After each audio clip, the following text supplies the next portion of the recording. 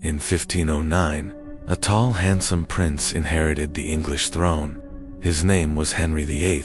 At first, he seemed like everything a Renaissance king should be: athletic, brilliant, charming. England hoped for peace and glory after decades of civil war.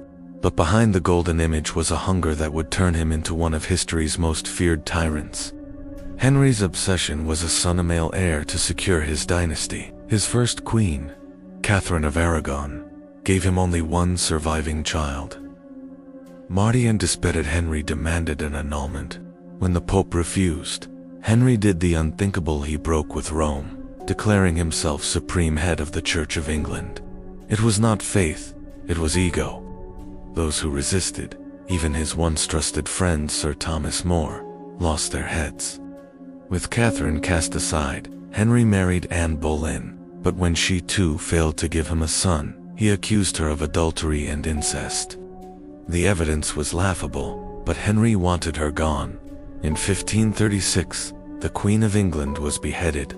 The very next day, Henry married his third wife. When Jane Seymour finally bore him a boy, Edward, Henry called it victory. But Jane died soon after, another life spent for his ambition. By now, the prince who once dazzled Europe had become a bloated tyrant. His court lived in terror.